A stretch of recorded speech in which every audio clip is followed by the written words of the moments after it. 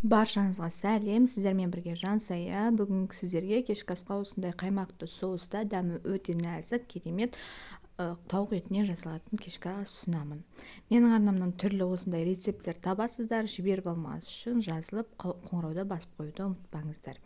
Ең алдымен біз ол үшін пиязды жартылай дөңгелекше етіп, яғни екіге бөлеміз, жартылай дөңгелекше етіп жақсылап тұрып турап аламыз. Кейін тауық етін мен филе, яғни тек сүйексіз несін ғана алдым. Сіздер кез келген тауық етін алсаңыздар болады. Окорочкасында төс етті де. Кейін оны осындай видеодағыдай етіп, төрт бұрышты етіп турап аламыз. Сосын барлығын жай-жайдан бір-бірлеп қуырамыз.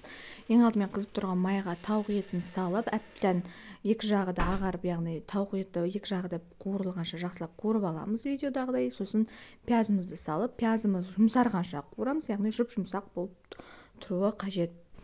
Кейін оны осындай міне жұмсақ етіп қуырып алғаннан кейін соусымызды жасаймыз, яғни бетіне 3 ас қасық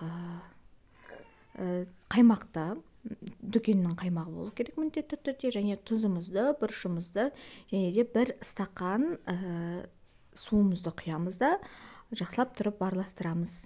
Сосын кейін оны қайнағаннан кейін орташа отта бір 20 минуттай пісіретін боласыздар. Салардың алдында тексересіздер, егер де соусымыз кішкене сұйықтау болса, 1 ас қасық ұн салып жақсылап тұрып араластырып, тағы да бір 5 минут қайнатып аласыздар. Қайнатқаннан кейін міне осындай кез келген гарнирмен ортаға, столға ұсынуға болады. Осындай өте нәзік, керемет бізде ас дайын болады. Міндетті түрде жасап көріңіздер, ас болсын. Маған лайк басуды ұмытпаңыздар.